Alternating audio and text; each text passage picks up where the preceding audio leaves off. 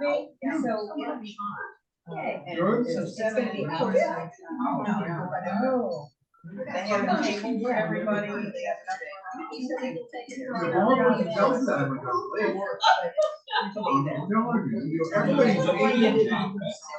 Actually, I'm the best person. You have a table cover? Shoot. How did you get that? You know what I mean? You guys, I look for a banner to go in front. I don't have a banner that's a standing banner. Because you couldn't find the banner that goes in front. Oh, it's recording. Did you start recording? Yeah, please sign in, folks. Oh, yeah. Did you start the recording? No. Do you want me to start recording? It says it's recording. And I don't think I started it, but it just said that it's recording.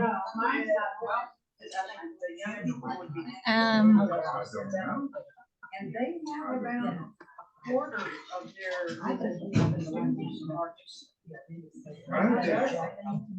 It's recording. Okay, we're good. I think you better sign in. I don't know who she is, but she volunteered and I worked tried this. Very first person that wanted to get the booth. I remember. She's not. Well, she's in her church. Hello. What does she look like? I know that's. Wow.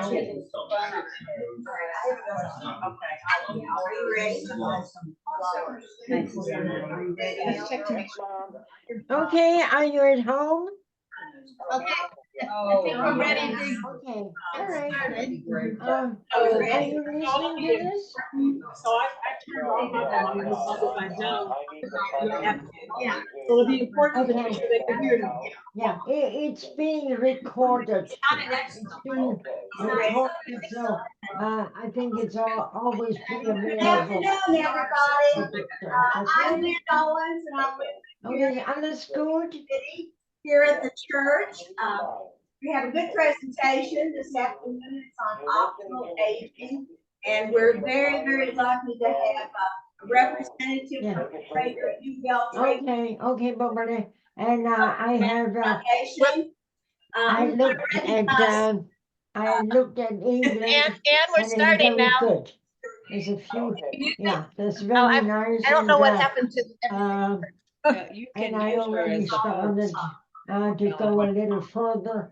I said, you know, what Hitler did has affected us. That's Anne. Yeah, so that's what I pulled out. How do we pulled get out at it? what affected us. I think you go to But participants, you know, that we go had to to register, participants, and then you Okay. can click and her you know off. that. So So I can't even find the so place. we're good. We're good. We're good to go. can't find I participants. keep on writing while I listen to this. Yeah, yeah. Okay, Oh, I because see there. Okay. now that I know that it is recorded, I know. Okay. And then I want to. So this is good. And I think. Okay. That's good. So this, the one here is the only one. Thank you. Thank you very much.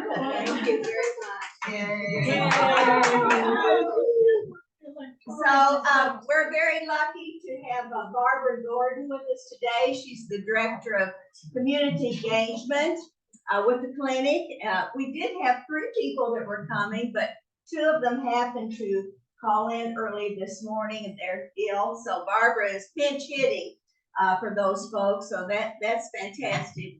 Barb says she's been with the Institute, what, for about 4 years? Yes. Right around the time of the pandemic, right? Yeah.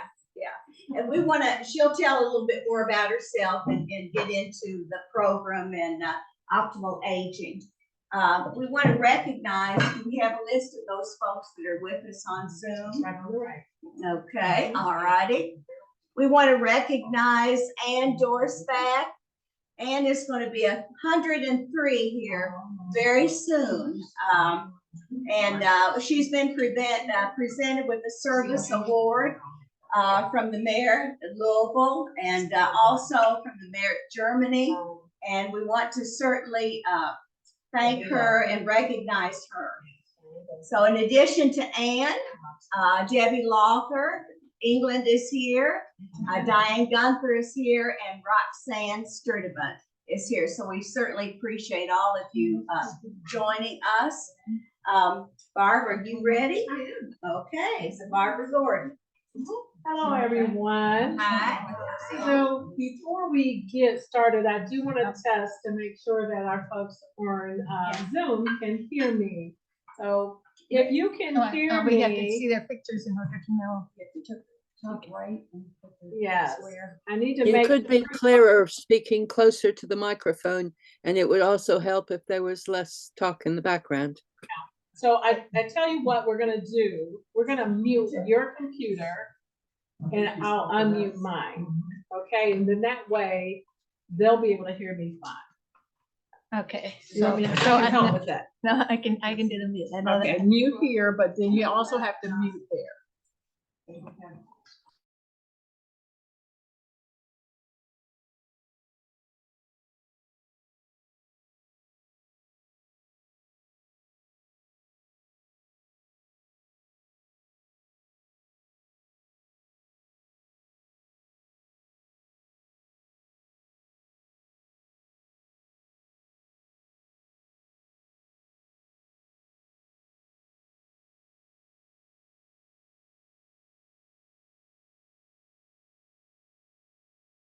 Good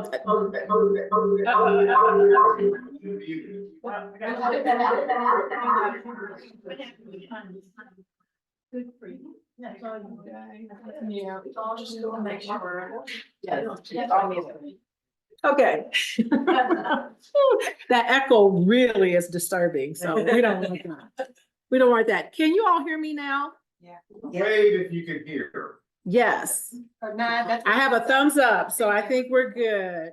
Awesome.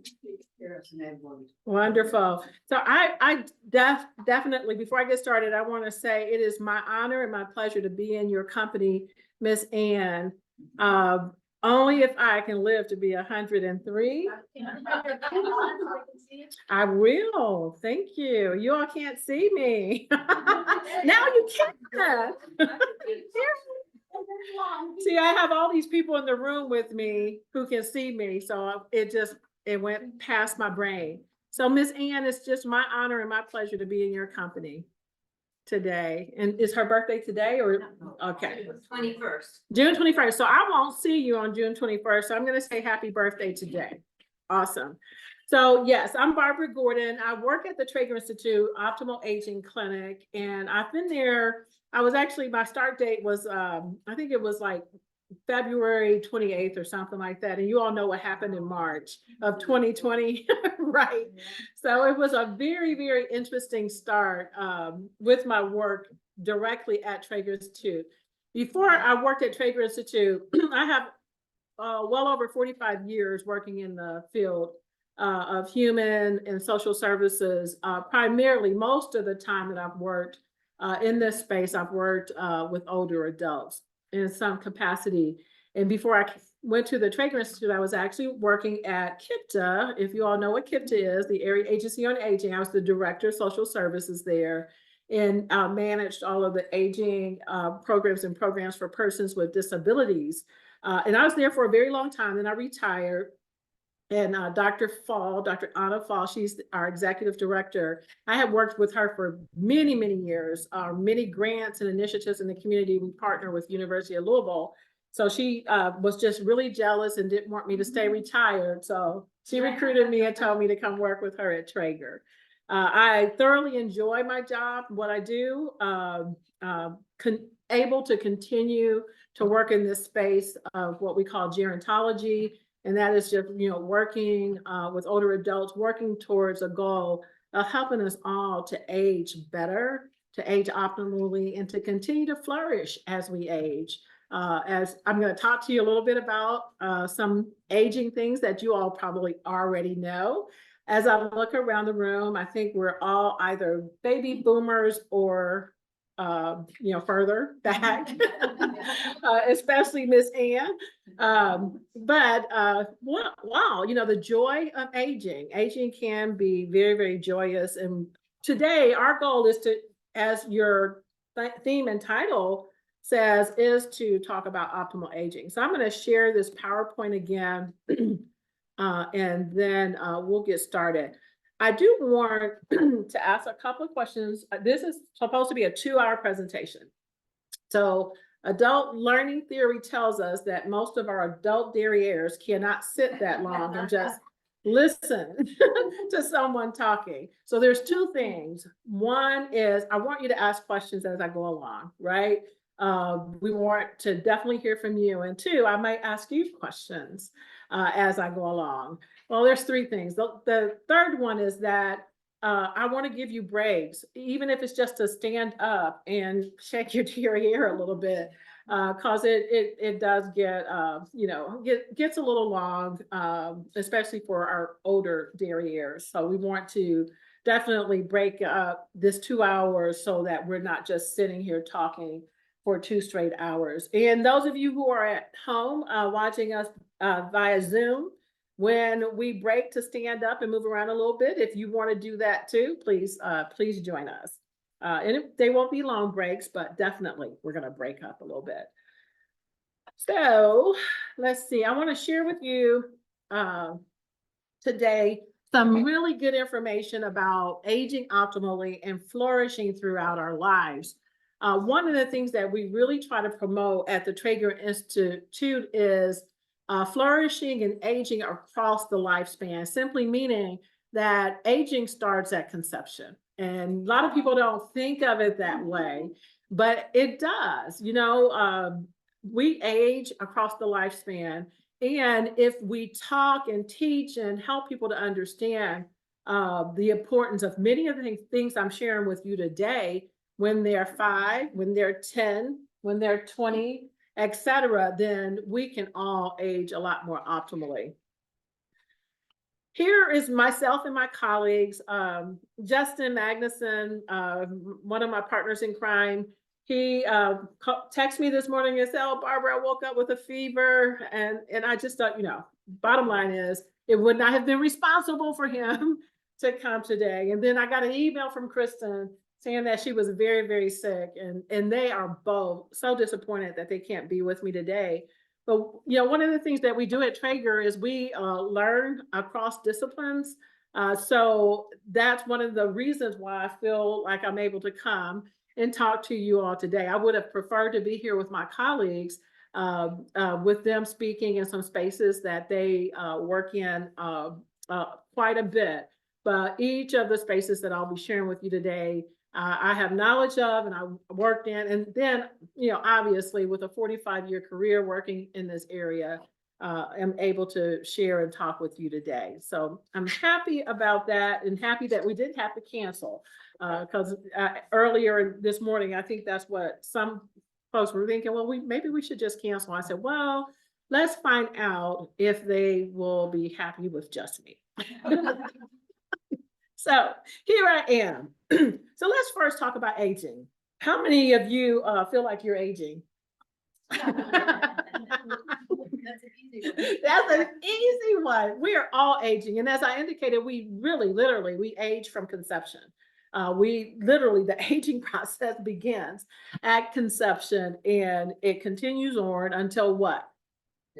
Death. Now, in our society, people talk a lot about, I don't want to age. And they talk about, anti-aging solutions and all of that. Well, bottom line is there's only one alternative to aging. Anybody know what that is? It's really dying. It's death. That is literally the only alternative to aging.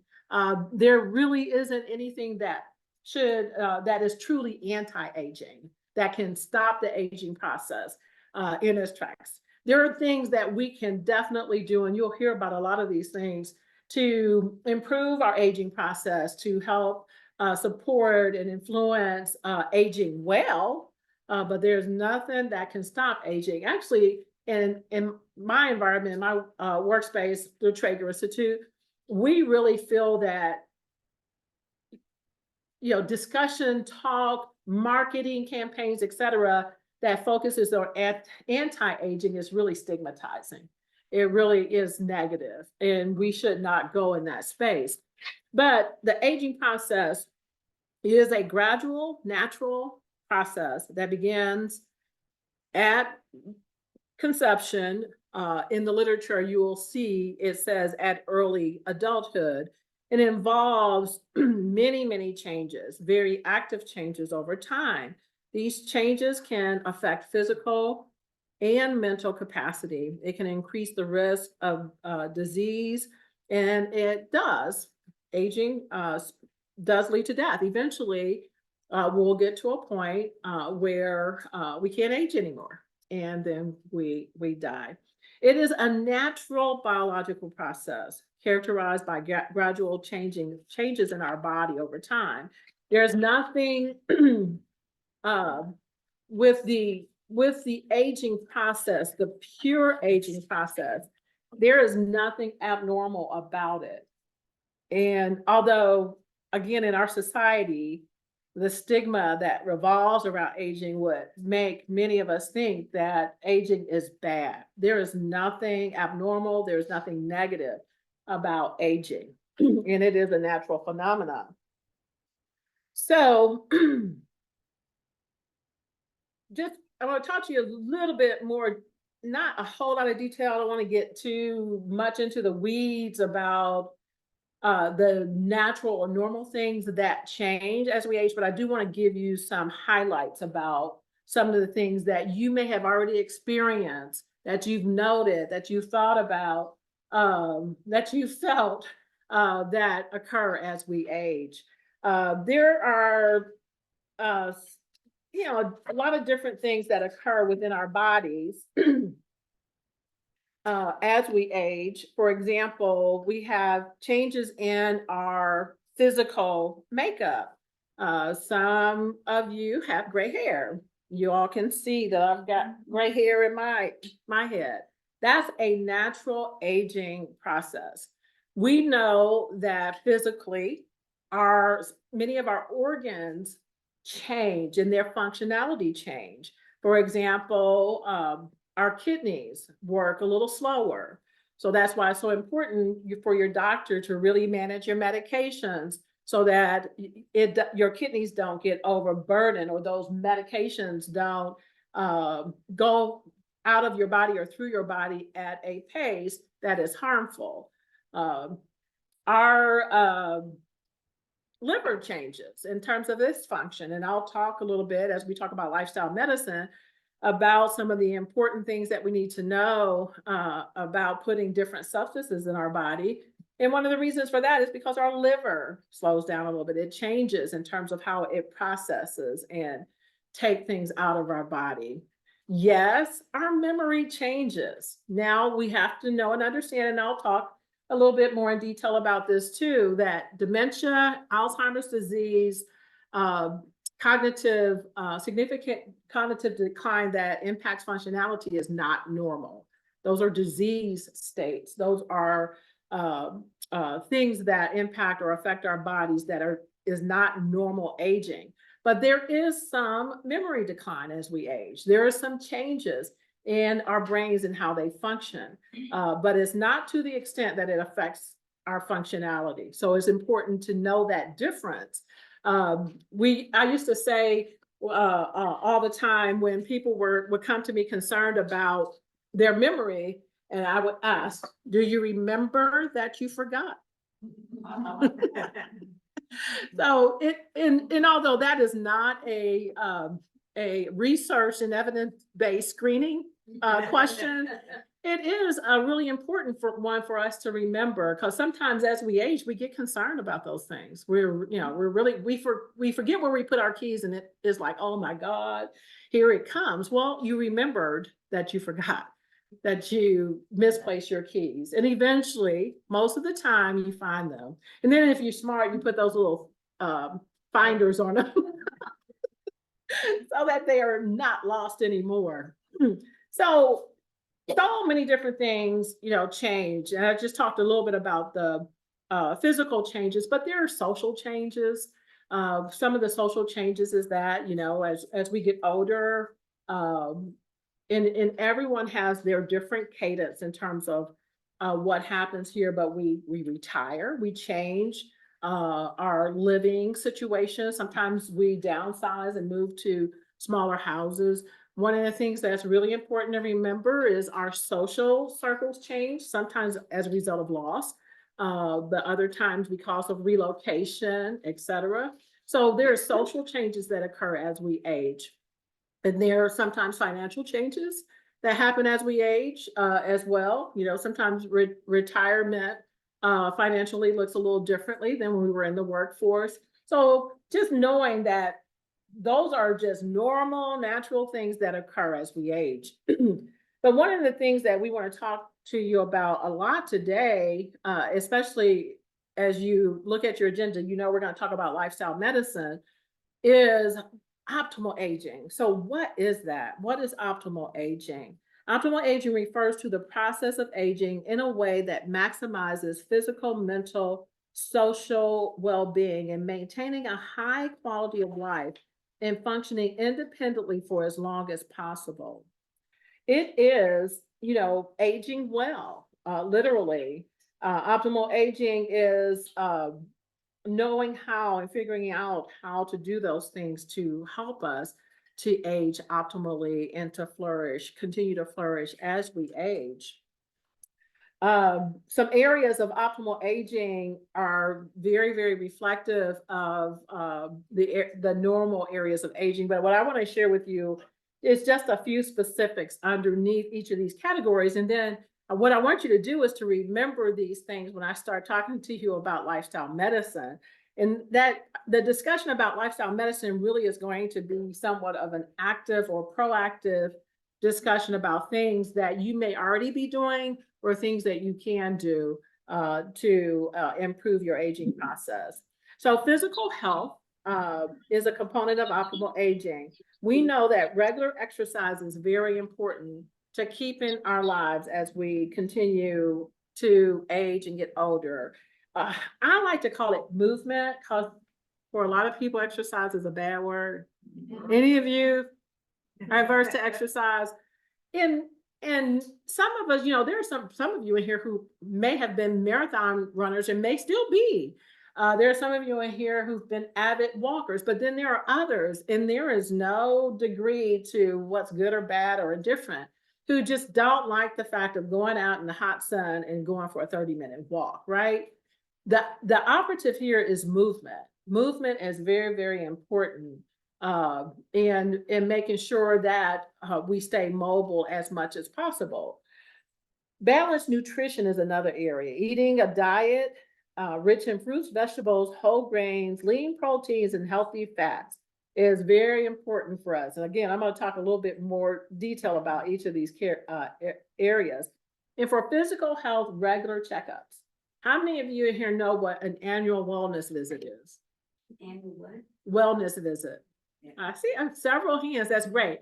That tells me that you have Medicare and some in whatever health system or primary care provider that you're going to, they're doing their job and helping you to know that every year you can get that free checkup, which is a good thing that they added to Medicare, you know, several years ago, but it wasn't that long ago that they added that to Medicare, making sure that those of us as we age, we remember to go to our primary care providers and we get routine medical checkups. That's part of us aging well physically. Mental health, cognitive engagement, keeping our brains active. You all being here today is a way to keep your brains active, but there are so many other different ways that we'll share with you. Stress management. Anybody stressed today? Anybody get stressed? Have any stress in their life as they came over today? If you drive in Louisville traffic, you always experience stress, right? But stress management is important as we age, and it does help us. Mental health, again, keeping our brains active is really, really important. Social well-being, social connections. There is research that helps us to understand that social isolation is literally a killer. The morbidity rate for people who are lonely and socially isolated is as high as the morbidity rate for people who smoke. I think it's like 5 or 6 packs of cigarettes a day, or some of the other diseases like cardiovascular disease. Community involvement is really important for optimal aging. Just staying involved and engaged, keeping those social connections. Having purpose and meaning is really important for optimal aging. What does that mean? Setting goals. Sometimes, are anybody in here too old to set a goal? Absolutely not. None of us are too old to set a goal. And that does demonstrate and help us to continue to have meaning and purpose in our life. Or lifelong learning. This is part of your lifelong learning, but there are many, many opportunities for lifelong learning in our communities, including at the universities throughout the state. How many of you knew that once you turn 65, you can actually go to college for free? No. Yeah. You can literally go for a degree, or you can State just university? say again, State? at the state public universities. Yes, ma'am. Huh? Any public university. Like JCTC? I believe they're included. Yes. Very good. I didn't Yeah. know that. Yeah. State law. Absolutely. But I saw a few hands raised. Have you ever taken advantage of it? Anybody? No. Well, that's a way to stay involved in lifelong learning. All right. So let's go continue on. I'm going to get into talking to you about lifestyle medicine, optimal aging with lifestyle medicine. So any of you ever heard of lifestyle medicine? Let's see your hand. Great. Can you talk to me a little bit about where or how you heard about it? Well, I follow a nutrition plan from Dr. Caldwell Esselstyn Mm-hmm. and also Michael Greger. And they are lifestyle medicine. They're certified in lifestyle And medicine. I think he's a cardiologist, but locally, Dr. Kim Williams. I think Yes. he's also Dr. Kim Williams is with internal medicine at the University of Louisville. Yes. Yes. He's my cardiologist. Is he really? Well, you got a good one. I know. Yes, absolutely. Well, at the Traeger Institute, we have several of our professionals, maybe, let's see, one or two providers. Many disciplines can be certified in lifestyle medicine. You don't have to be a doctor or a nurse. You can be a social worker or a psychologist, etc. Lifestyle medicine is comparable to holistic medicine, but maybe a little bit more refined and defined. And I'm going to talk to you a lot about lifestyle medicine. Kristen Nieses, she's a nurse practitioner, APRN, and she is also certified in lifestyle medicine. I've studied lifestyle medicine. I am not certified at this juncture in my life. Don't know that I need to be certified, but definitely I am very, very thankful of the knowledge that I have about lifestyle medicine. And what we want to do is really talk to you about aging optimally with lifestyle medicine. And I will have to say this, that most practices don't swim in this lane. Most of them don't, but there are some, your two primary care physicians that you mentioned, I don't know them, but I definitely know Dr. Kim Williams. And there are others in our community who are either certified in lifestyle medicine or have someone in their practice that's certified in lifestyle medicine. So we do want to make some acknowledgements as it relates to Kristen's presentation. Kristen prepared this, and so I'm going to share it in its purity. But she wants to acknowledge this presentation is supported by the Health Resources and Services Administration of the U.S. Department of Health and Human Services as part of an award that she received to support her position and the work that she does, particularly the work that she does around lifestyle medicine. The contents are those of the author and do not necessarily represent the official views of nor an endorsement by HRSA, HHS, or the U.S. government. For more information, please visit HRSA.gov. So Barbara, And Christian Furman is the medical director at Traeger. Yeah, so you all know Christian Furman? I do. You yeah. do? Okay. Dr. Christian Furman is the medical director at the Traeger Institute Optimal Aging Clinic. She is a geriatrician. I did bring some brochures and a flyer. The flyer is a menu of our wellness services, but the brochure talks about the Traeger Institute Optimal Aging Clinic. At the Traeger Institute Optimal Aging Clinic, we purport optimal aging, thus the name Optimal Aging Clinic, but also holistic health and lifestyle medicine. Christian is not certified in lifestyle medicine yet. She's so busy, but she is a believer in it. She's definitely a believer in it. And as we continue on, I may talk to you a little bit more about the Traeger Institute if we have time, just some of the programs and services that we have, so that you can, just be aware, because you don't have to have a primary care provider at Traeger Institute to involve yourself or engage in many of the activities and services that they provide. So the objectives for this particular part of our presentation is to, yes, ma'am.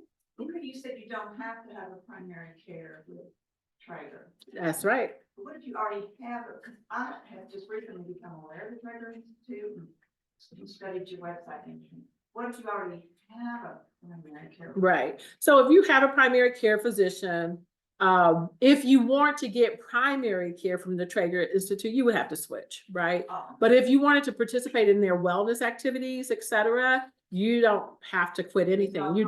No conflict. You just come and enroll and have fun. Yes, ma'am. Good question. That full screen, very hard to read. You make that full screen. Right. Yeah. What do I do? Okay, let's. All right. I'm gonna paste it on the participants.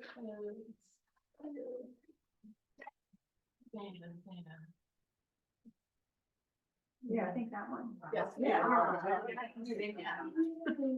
Voila, thank you for asking.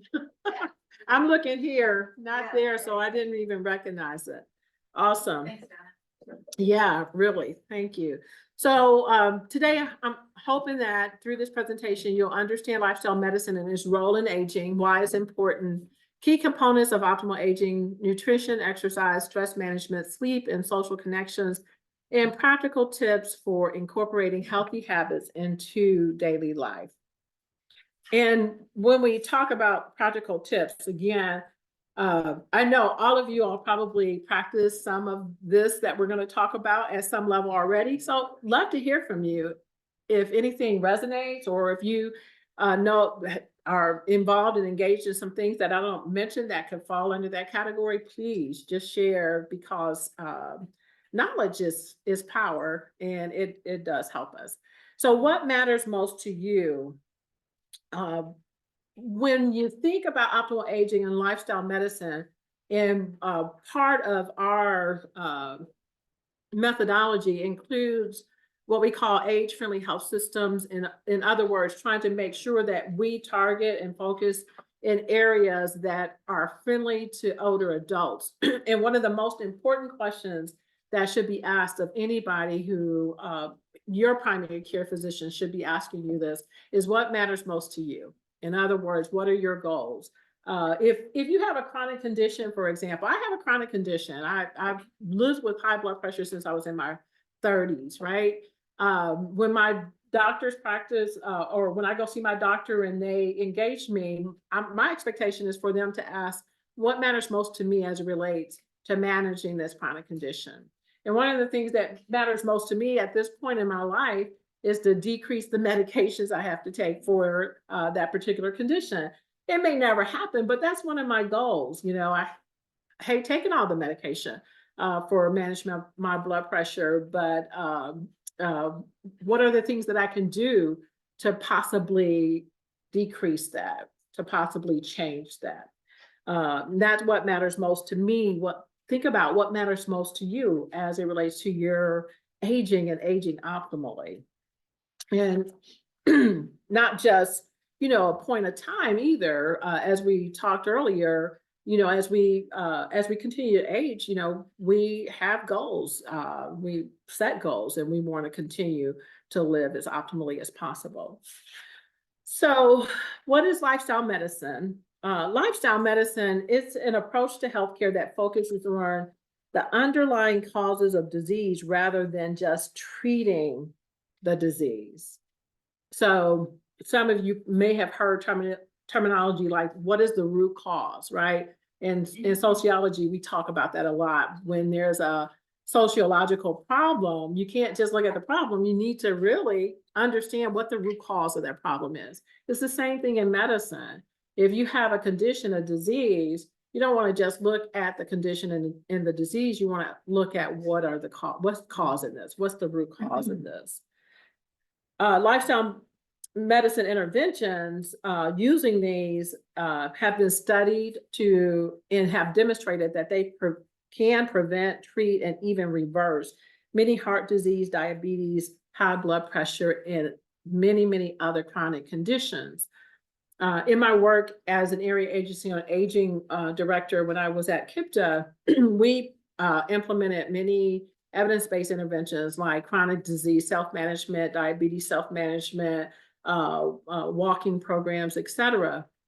And I know, we know by the evidence, the research, but I even know also anecdotally by people that I worked with and served, that there were several people who went through those classes who were on insulin and other diabetic medications, but once they began to move, you know, whatever that movement involved more than they were before, they changed their diet, their eating habits, etc. Many of those individuals were able to come off their insulin, and some are medicine free today, and continuing to apply this lifestyle medicine approaches to their life. In our society, in our healthcare system, the tendency is to go to drugs.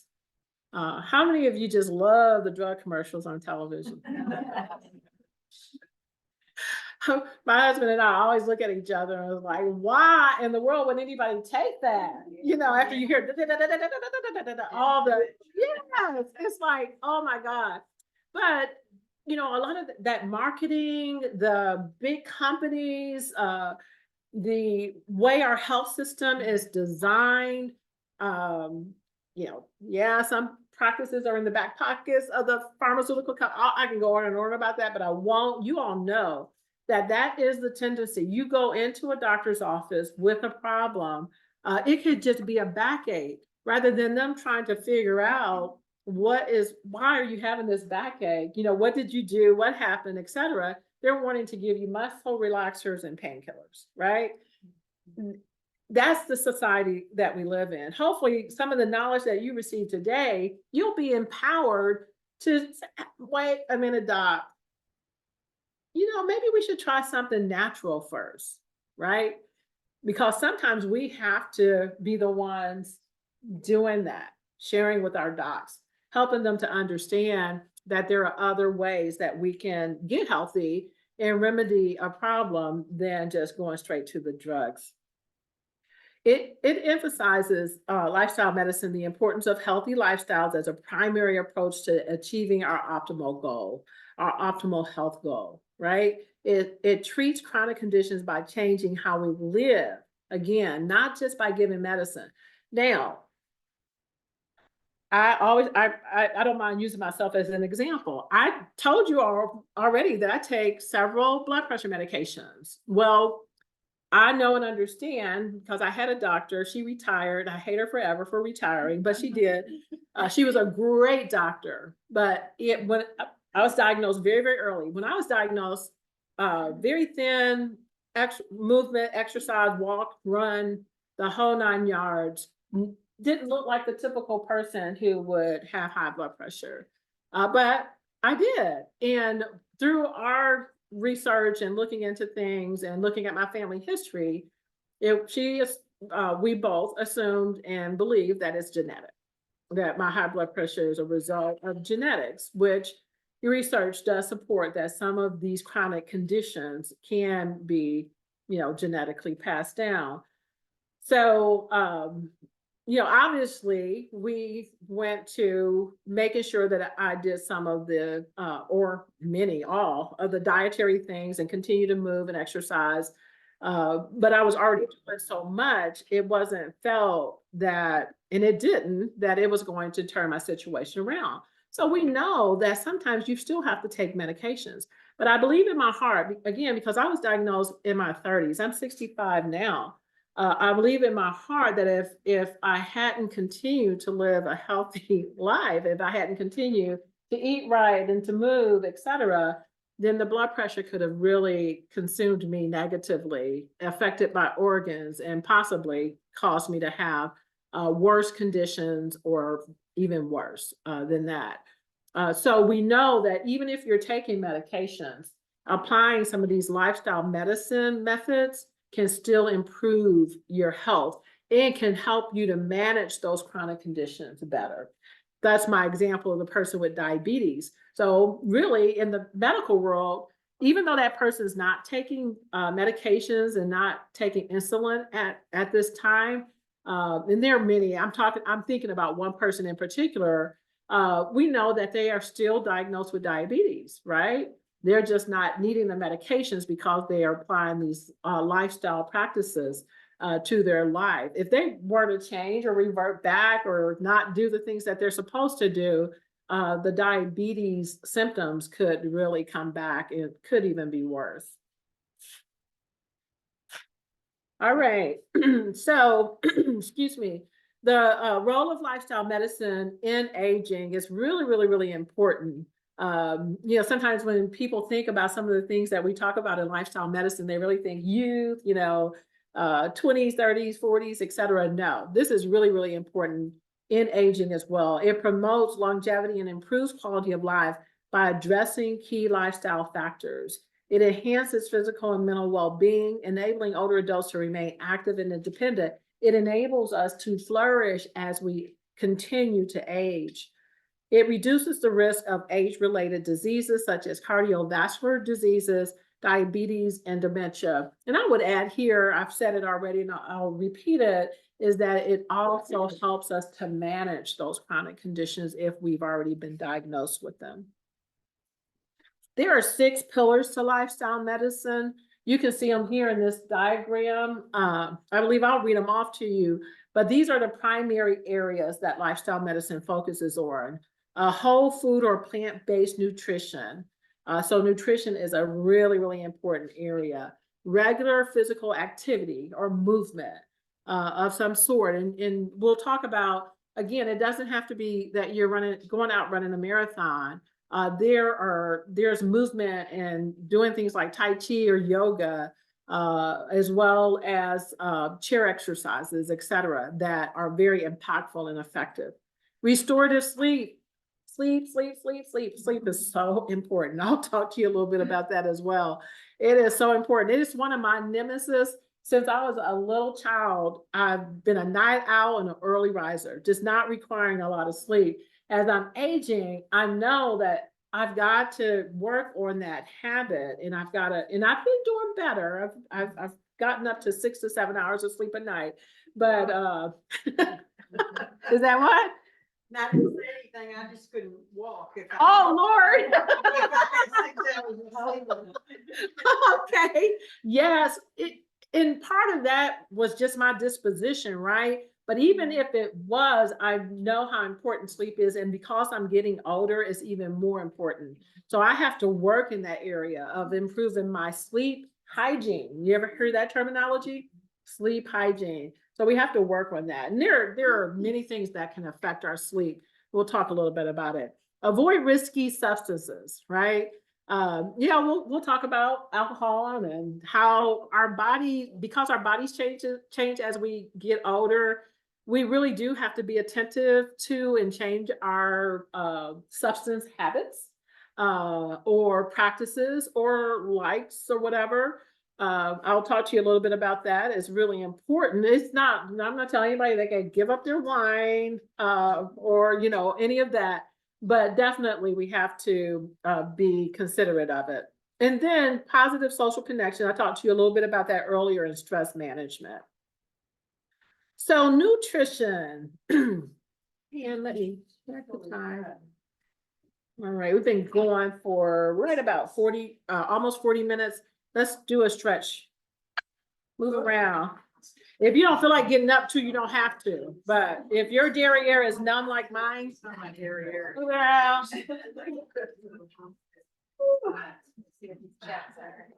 Oh, we got some chat.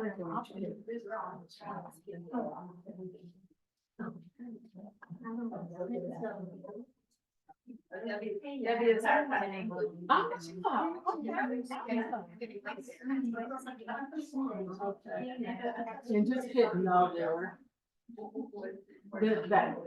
That popped up. Here, hit no.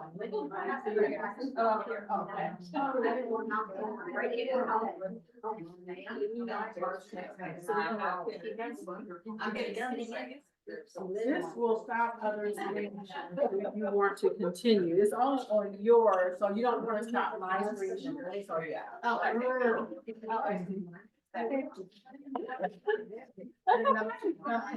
Technology.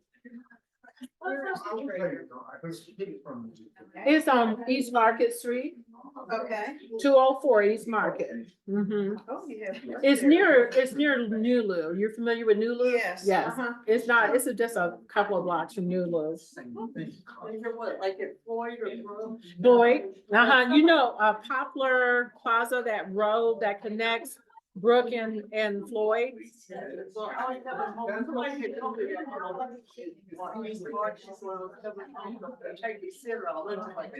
Yeah, yeah. Uh-huh. Right. You enter the building off of Poplar Plaza.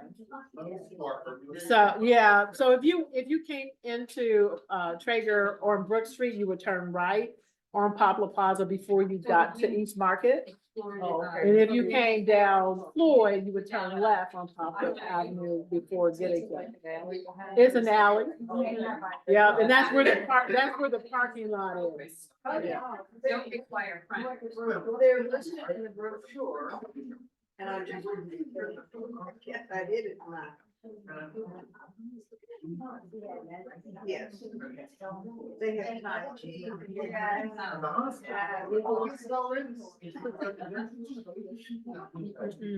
I'm gonna flip for Tai Chi. We have Yoga. starting next week. Here at church. Oh, that's Every great. Tuesday for a while. Yeah. Do you I haven't do? been at home fan, she's gonna be leading it. Okay. Yeah, I don't do it right now because my schedule is crazy. But during COVID, I actually had a virtual instructor that I did Tai Chi with, and I loved it. I'm gonna try to get back to it soon, but Yeah. noon on Tuesdays. Wow, that's great. Yeah.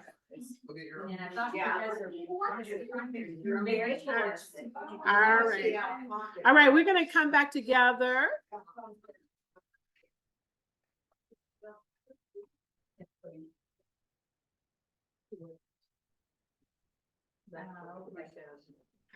Okay, so we're going to talk about nutrition a little bit. The food you eat can be either the safest and most powerful form of medicine or the slowest form of poison. So at Traeger, we do have a mantra: food is medicine. Food is medicine. And truly, truly, truly, what we eat, what we put in our mouths can impact us either positively or negatively. And you know, we know a lot more. I can't say that because I do think our ancestors knew a lot more about food than we do today. But we're learning a lot more about food today and how it impacts us. And we have to understand that in our society, Western society in particular, not just our country, but Western society in particular, our food has not necessarily gone in the right direction. In other words, many of us, many Americans in particular, have better access to processed foods than they do natural foods. And processed foods can affect and impact us in a very, very negative way. And we just need to understand some of those nuances of nutrition and why lifestyle medicine purports and emphasizes plants, a plant-based diet. All right, now, before anybody saying, I am not gonna be a vegan or vegetarian. Do we have anybody who's a vegan or vegetarian? Vegan, and of course, I know a lot of that has to do with your medical providers. Because Dr. Kim is an avid, yeah, he's a radical vegan. That's what I call him. In other words, he sometimes in his presentation, he's a brilliant man. I love him, but sometimes in his presentation, he will shame those carnivores out there. And make us feel bad if we're still eating meat. Now, I'm a sole believer in a plant-based diet or a plant-rich diet, but I'm not a vegan nor a vegetarian. I still do eat meats. I just try to moderate the amount of meat and the type of meat I eat. And I'll talk a little bit about that. Again, it would, to give all the intricacies and nuances of these practices, it will require like a maybe 2-week or more series. So you're getting the highlights. But if you're interested in lifestyle medicine at all, there are places where you can go in Louisville to learn more about it. So do know that. But plants are packed with nutrients that our bodies need and are packed with fiber. Fiber is like nutrients that helps stabilize our blood glucose. It helps carry out the bad cholesterol out of our body. It improves our microbiome, our gut digestive system is so important and critical to our health. And many people don't know and understand that. They don't understand that gut biome is what they call it a lot of times in that research world, is critical in terms of helping us to, if it's healthy gut biome, to helping us to live healthy lives. It can facilitate our digestive systems and literally prevent constipation. So the more plants you eat, the better your gut biome, the better your digestive system, the less likely that you would ever be constipated, etc. Things that do increase as we age. Constipation is one of those things that we hate to talk about, right? But it's a reality. It's something that's real. It is actually something that can be very, very dangerous. So just know we need to eat more plants and fiber. Eat the rainbow. So what does that mean? So if you're going to focus and hone in on plant-based diet, if you want to go straight in that direction and become a vegan or vegetarian, or if you just want to increase the plants in your life, yes, I want to increase the plants in my life, then remember to eat the rainbow. Remember to be very diverse in the type of plants that you eat. And as you can see in this diagram here, we have several categories listed. Leafy greens, which include arugula, spinach, kale, cabbage, etc. And there, it's not an all-inclusive list here, but it gives you a great variety of leafy greens that you can include in your diet.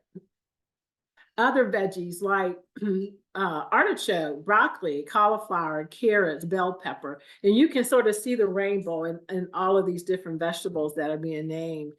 Summer squash, zucchini, snap peas, tomatoes. Protein like beans, garbanzo, black kidney, lentils, and other things like organic tofu, etc. Fiber-rich carbs, whole grains, quinoa, brown rice.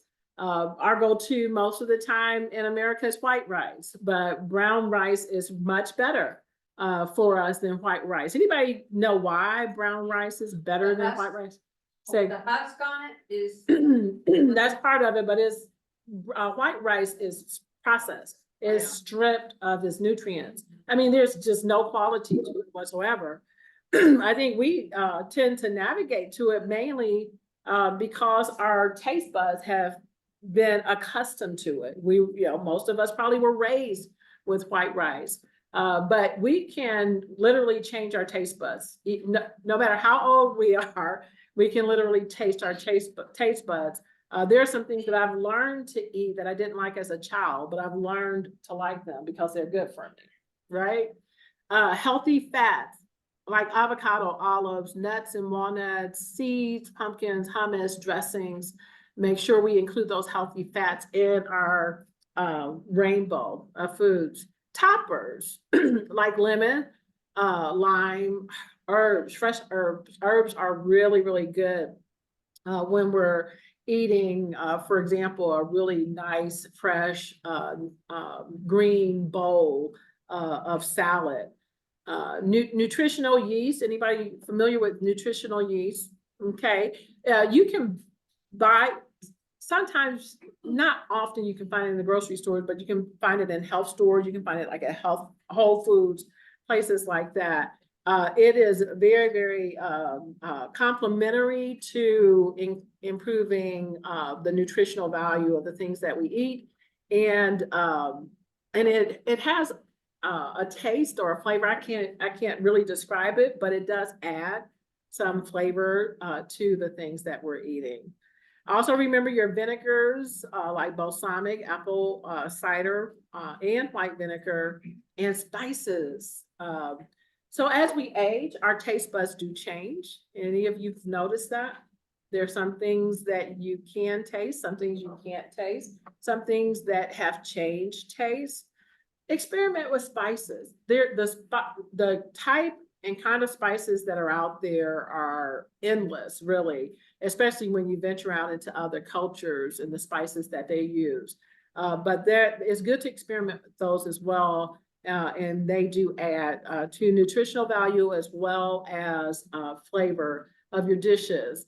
Anybody know of some spices that we know, you probably even read about or even seen some advertisement about their nutritional value, that they're really, really nutritional and can help?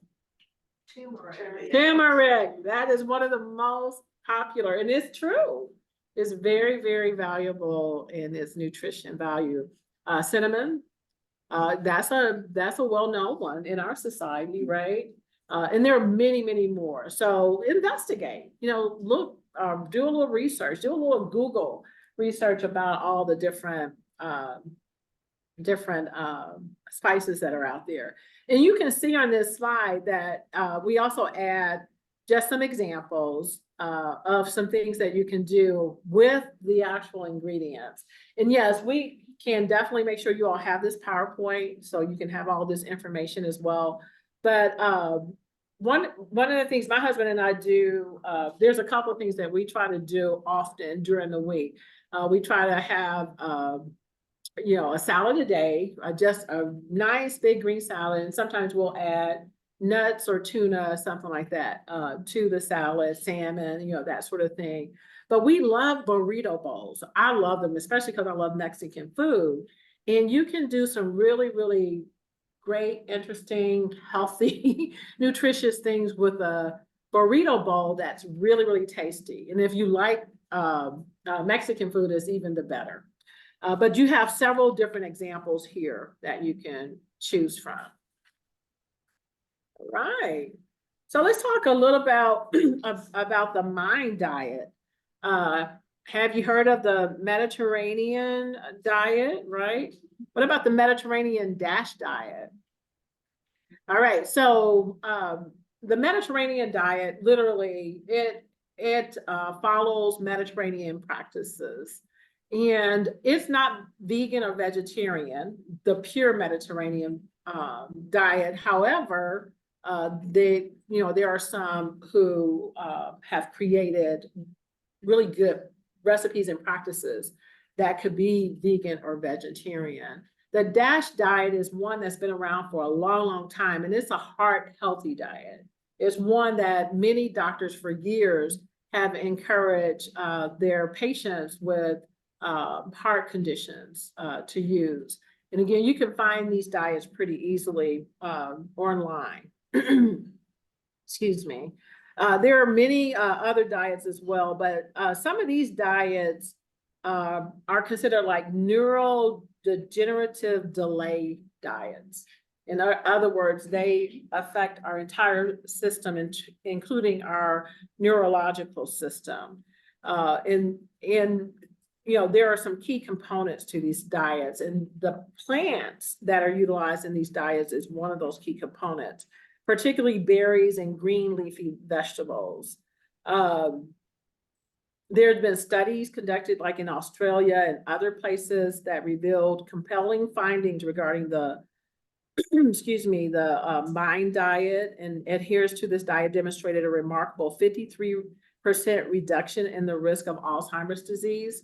So we know that what we eat and what we put in our mouths and our systems can impact our cognition and propensity for certain diseases in that area. Excuse me. The MIND diet, as you can see in this slide, there's really just 4 key things that I want to share with you here, is that it is a mixture of the Mediterranean diet and the DASH diet.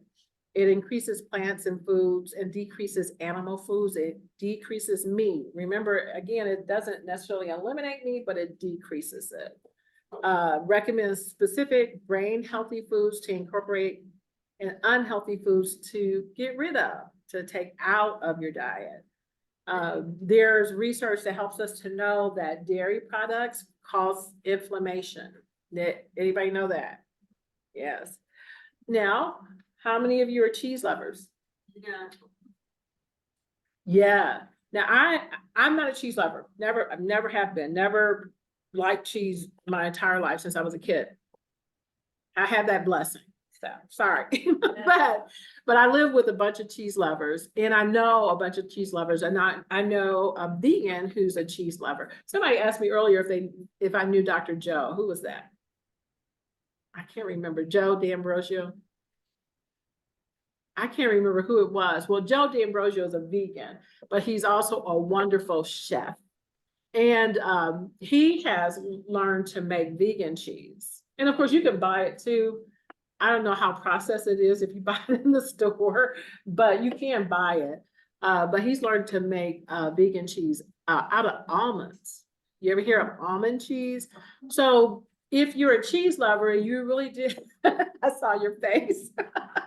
If you're a cheese lover and you really do want to limit your dairy products, then look at some of the vegan cheeses. My understanding, and again, I can't testify to this because I don't eat cheese, but my understanding is some of them are very good. You're vegan. Do you eat cheese, vegan cheese? I love cheese. It's very hard to stay away from because it's physically addictive. Yeah. But I've not been terribly happy With the vegan cheese. I hear that a lot. I do. I hear that a lot. Just stay away. Yeah, yeah. For the only reason why I know about Dr. Joe's vegan cheese is because he's served it at like things that we've had, and other people who are either vegetarian or vegan who love cheese have said that it's really, really good. But he makes it himself. I mean, he's not going out buying it or whatever. You have to be careful with that fake stuff because they don't have worse stuff in it. Yes. I encourage all of us to stay away from processed foods as much as we can. If you read the label and you can't understand something that's in it, it's probably best to stay on the shelf. Yes, it's probably best to stay on the shelf. And with all the recalls that we're having nowadays, I mean, it's even a little bit more scary. Yeah. When you have Fiji water being recalled because of something, it's like, oh, yes, really? So this diet recommends brain healthy foods to incorporate and unhealthy foods to limit. So any of you know any of the superfoods or the brain healthy foods that exist? There's blueberries is one of the most common, right? Blueberries. If you like blueberries, eat as many as you can, as many as you want to. They're not very high in calories and they're literally pretty good. And you can mix them in anything. You mix them in your salads. You can mix them in your cereal. Like if you eat oatmeal in the morning or whatever, blueberries and oatmeal are really, really good. You can mix them in your smoothies. My husband has become expert in making smoothies. Every morning, these smoothies literally have spinach and blueberries and strawberries, and they're really good. Very, very, very good, even with the spinach. Say again? You don't taste the spinach. Kale, we use kale too, yeah. And you don't taste it.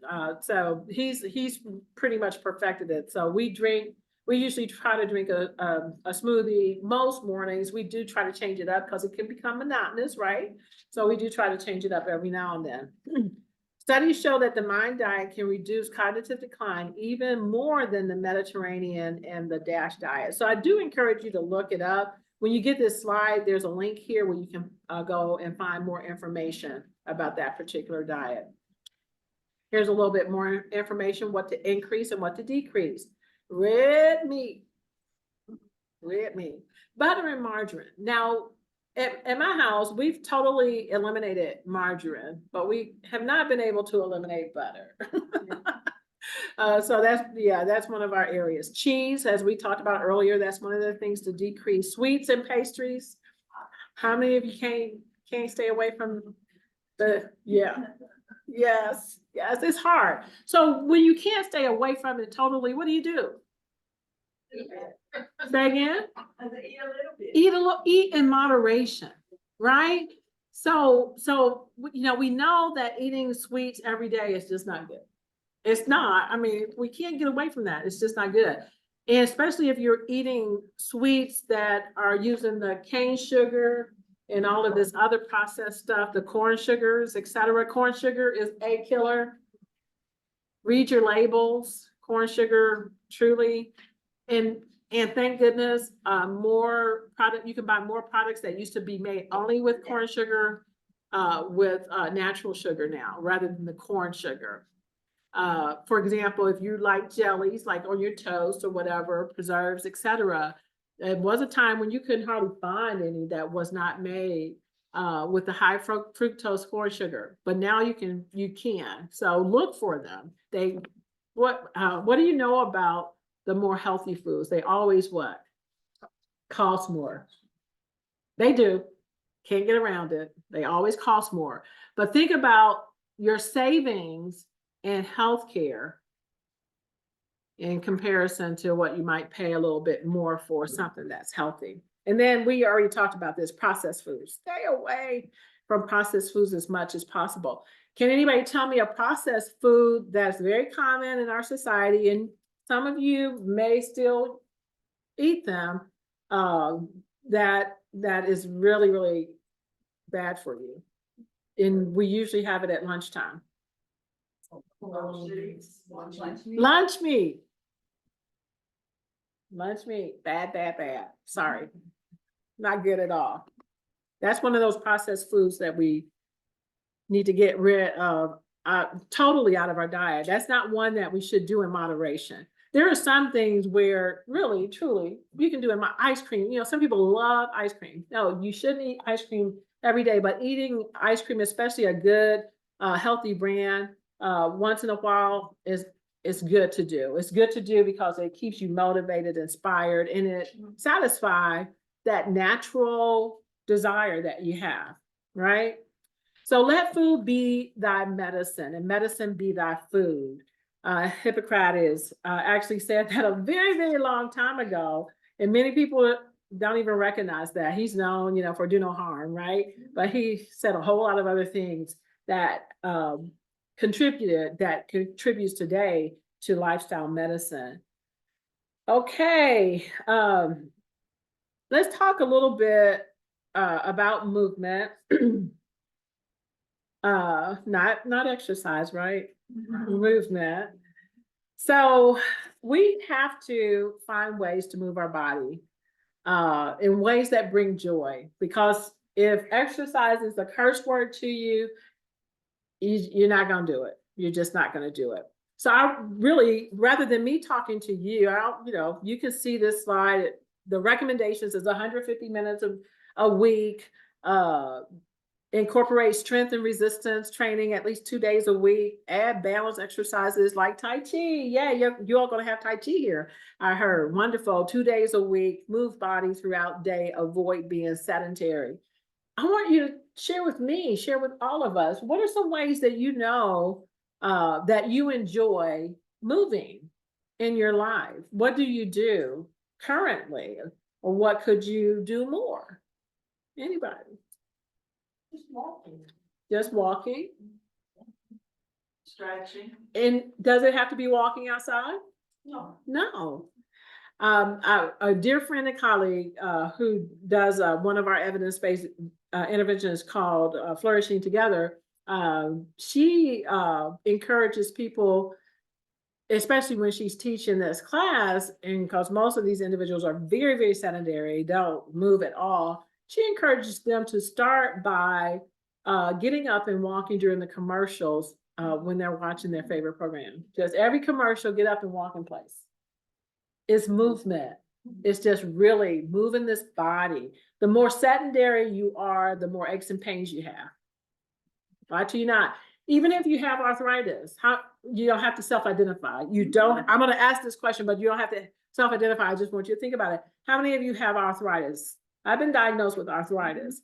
I know without a shadow of a doubt, if I did not move the way that I move, I would be in more pain than what I generally have.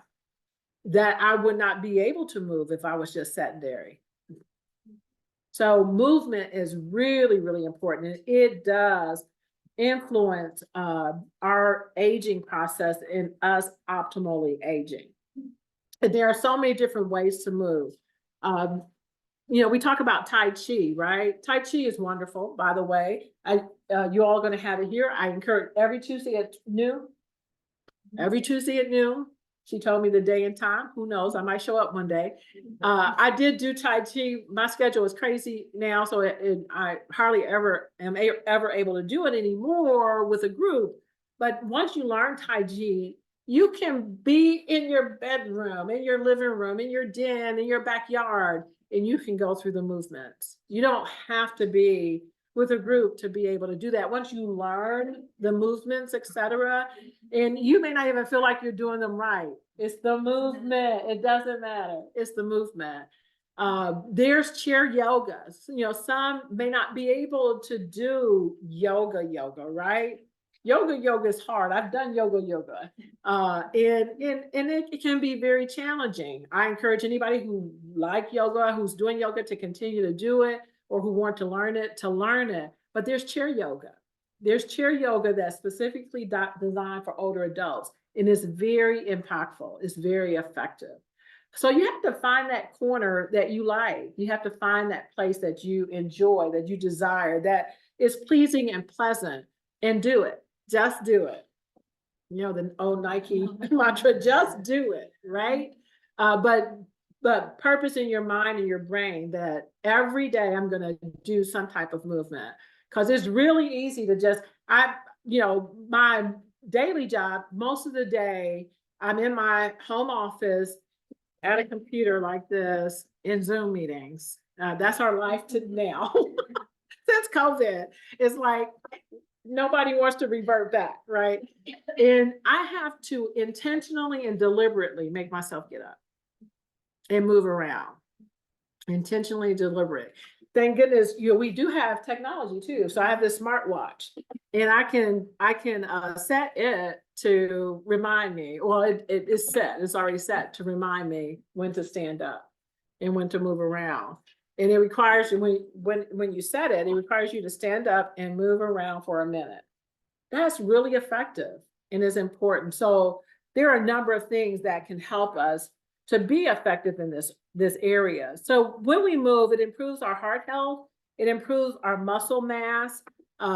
Years ago, we were warning one of our providers to start evidence-based intervention around weightlifting. And where I worked at Kita, we had to get things approved through our board, and they're like, well, older adults are going to lift weights. What are you talking about lifting weights? Well, research has demonstrated that even people who are 85 years old and older, who do light weights can improve their mobility, their flexibility, their strength. One research, and I read this years ago, but one research project that I read talked about this 85-year-old woman who, before the intervention, could not open her peanut butter jar. After the intervention, she was able to open her peanut butter jar herself. So, did somebody have that experience? I heard a little chuckle. Somebody have that experience? Oh, today. Oh, no, you couldn't open your peanut butter jar? No, she's the only one That can. Oh my gosh. Well, I'm telling you guys, really just light weights, nothing strenuous. Our muscles as we age don't atrophy to the extent that we can't strengthen them. We can continue to strengthen them. You had your hand up. Oh, I was just gonna say, my brother is 91, he'll be 92 in about 6 months. Oh my And gosh. he lifts weights twice a week. Oh my goodness. That's No awesome. arthritis, nothing. Yeah. Yeah. He's a living witness. Don't make any difference. Lifting.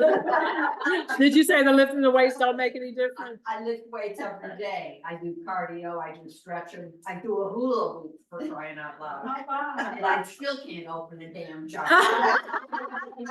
Well, there's one thing I will say to you is that you look great. You look awesome. You look beautiful. And sometimes you do need a little help. Every now and then. Do you use the grippers? I use a church key to pop the. Oh, yeah. Well, that's the old fashioned, way. Then I have one of Those grippers, yes. And some things are wound so tight, you just need a little help. So I please also know have that. a very helpful neighbor. Oh, good. Awesome, awesome. All right. So this slide just, again, it tells us some of the things that movement helps with. It enhances brain connectivity and volume and decreasing risk of cognitive decline. It enhances balance and coordination. It boosts mood and energy. One of the things that we know through science, through research, is that when you exercise, when you move, that literally things happen in your brain. Endorphins begin to pop. It can change your entire mood, your emotional status. It really is beneficial for your mental and emotional health. So make sure you keep that movement engaged in your life. Keeping track of time. All right, mentation. This includes your mental health, stress management, and brain health.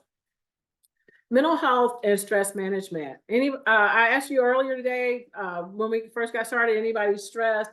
If you had to drive over here, depending on where you had to drive from, you might have been stressed when you got here, but hopefully you're a little bit more relaxed now. I use that analogy only to say that stress is in all of our lives, right? Every last one of us have to deal with stress. There is good stress and there's bad stress, right? There are some things that we do, that we participate in. It causes stress, but it's considered to be good stress, and that's good for us. However, when we experience bad stress, right? When we experience stress that is not good for us, it does things to our bodies and in our bodies that can literally cause very, very damaging processes. It can,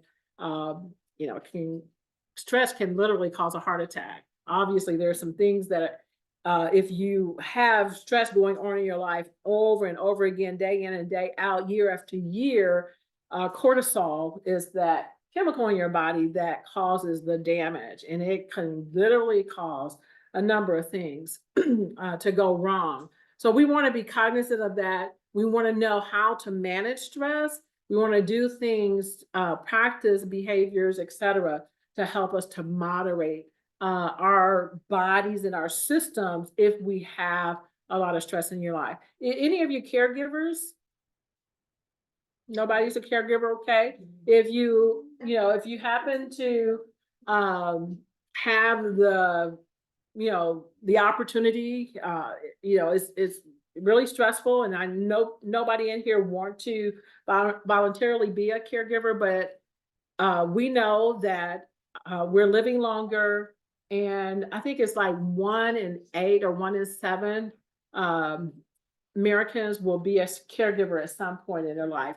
And caregiver being defined as caring for an older adult, okay? Because they're caregivers across the lifespan. We care for our children, we're considered caregivers. That's not what I'm talking about. I'm talking about caring for an older adult who have functional limitations, who may have cognitive decline, et cetera.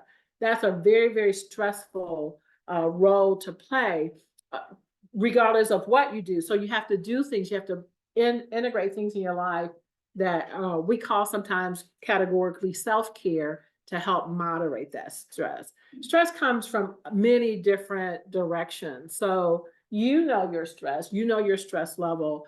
Just learn the things you need to do to moderate that stress and to moderate your body and your systems so that they don't go haywire and crazy and create problems in your body.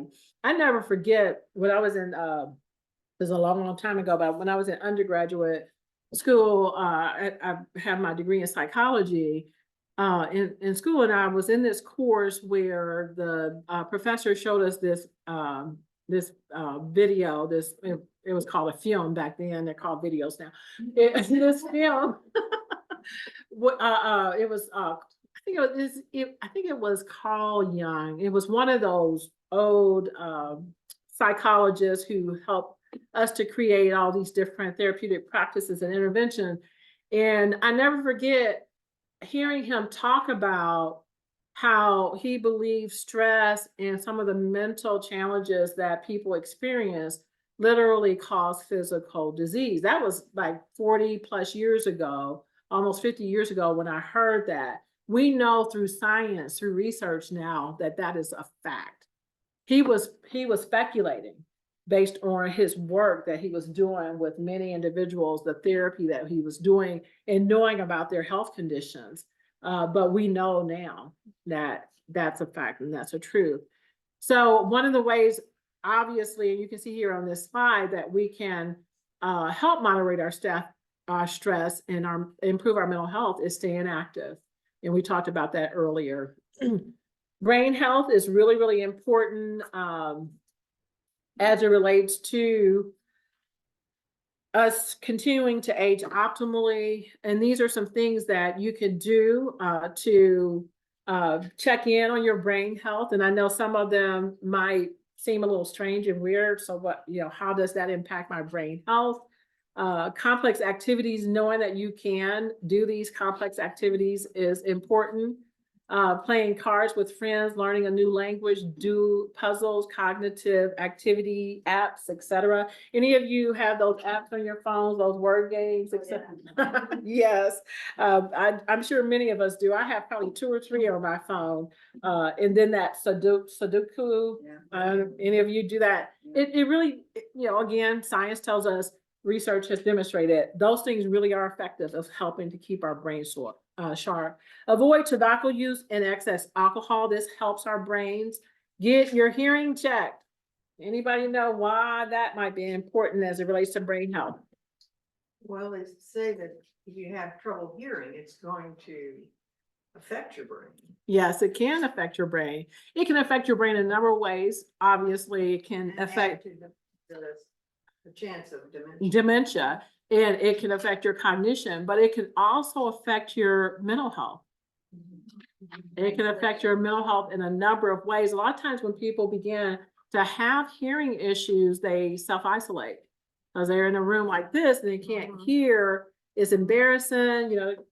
There's just so much going on, so it can affect their mental and emotional health. So it's important for us to get our hearing checked. Hearing is something that can decline as we age. Okay, so we need to understand that. And when you go to your primary care doc, there's nothing wrong with saying, "Hey, I think I need a hearing assessment." I'm going to be saying that to my doc tomorrow when I see her, because I've noticed that there's some changes, going on with my hearing. So I just want to get one to make sure that everything is okay. We're going to talk about sleep again in a couple of minutes, but as it says here, get what? 7 to 9 hours of sleep a night. So my goal is 7. I'm going to say on the lower end for now, and then I'll improve it. Some people need more sleep than that. My husband, he functions much better if he gets 10 hours of sleep a night. How much? 10. Yeah, some people need more. And you have to know your own body. You know, you have to know yourself as well. 2 nights sleep. 2 nights sleep.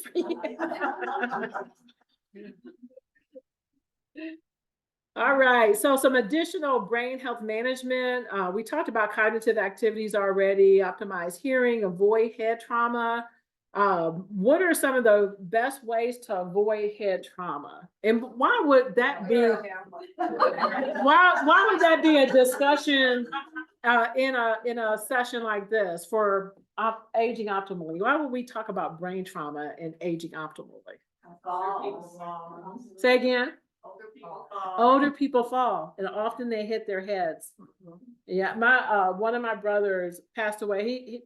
He you know, he had a really bad health condition, and he was terminal, and he was going to pass away eventually, but he didn't pass away from the terminal illness. He passed away from a fall and getting a brain bleed. Right. So we have to wear seatbelts, number one, but protect ourselves from falls. Know some of the challenges and the risk of falls. Know your environment. Throw rugs, believe it or not, is one of the main causes of falls in older adults' homes. So if you got a bunch of throw rugs around in your home, consider taking them up or getting something that is not risky. This, y'all see the throw cords? No, well, not the cords. I'm talking about the rug. Oh, yeah. Live on one level. Live on one level. Yes, yes. A lot of people, you know, bought homes that are 2, 3 stories in their youth as they were raising children, etc. And they struggle. They're challenged, and those stairs are very, very dangerous. So if you can, even if you don't leave that home, if you can live on one floor, that's very beneficial. My husband and I have a ranch home. We've been in a ranch home for many, many years, and it's age friendly. Get familiar with that terminology too, age friendly. We do have an initiative in Louisville called Age Friendly Louisville, and housing is one of the areas that we're working on because there's a lot of not age friendly housing, even new builds that are supposed to be for older adults that's not age friendly. So we're hoping to get planning and zoning and the builders to embrace a universal design type mindset so that when they do these new builds, they'll think about, you know, persons who are older and people with disabilities, and try not to build these places that people will not be able to age in place in. And of course, another thing with brain health is addressing other medical conditions. Remember that sometimes your cognition can be affected as a result of deficiencies, you know, like vitamin deficiencies, thyroid disease, inflammatory conditions. Also, that's not on here, but medication mismanagement is really, really important when you think about brain health. If you're not managing your medications properly, or you're taking over-the-counter meds along with your meds and you've not really talked to your doctor about it, there can be interactions and things that are not good for you, and that can affect your cognition, that can affect your body even. Sleep. I love this slide. I love my dog here. That's your dog? No, I don't have a dog. Too allergic to dog dander and all that. But I love dogs. I think he's just adorable. But especially when he sleeps. When we talk about sleep, we don't want to just talk about sleep for sleep's sake, but we want to talk about restorative sleep. It's important for your sleep to be good sleep. Now, how many of you have gone to sleep and you know your brain was like talking to you the entire time? That is not restorative sleep. And there are so many things that distract us. How many go to bed with your cell phone? Ooh, I did get a couple of hands. So you listen to Calm, that's very different, right? I have Calm on my phone too. However, some of us are, we are tied to our phones. We have our phones up until the point that we get in bed, and sometimes the phone is under our pillow in bed with us, right? Not good. to really to get good restorative sleep, they do encourage a practice of turning all your screens off 1 hour before bedtime every night. At least 1 hour before bedtime. Just turn all screens off. Television, phone, laptops, iPads, tablets, whatever. Say, What would I do? what would I do, right? Right, what would I do? Listen, I'm horrible at practicing that because I have kids and grandkids who call me at all hours of the night, and I'm thinking to myself, if I turn my phone off, then what if something's going on? What if there's an emergency, etc. Does that apply to a Kindle that you're reading a book? Yeah, Okay. Because of the Yes. blue light. yeah. The light part of it. Yes, it does. It does. The research believes that it's demonstrated that the best restorative sleep occurs when you have a completely blacked out room. Completely blacked out, no light coming in, not even the street lights through your curtains. So have you all heard of those blackout curtains? Yeah. Right. Those are the kind that you should have in your bedroom. You don't have to have them all over your house, but you should have them in your bedroom so that you can get a completely, you can see it here on that line down there, a quiet, dark, and cool room. The other thing that influences restorative sleep is being cool rather than hot when you go to sleep. When you're hot, it disrupts your sleep. So being cool, having your air conditioning on a setting that will make sure that your bedroom is cool, or even cold to a certain degree, when you go to sleep. Yeah. Another thing that I think sometimes is challenging for a lot of us is going to bed at the same time every night.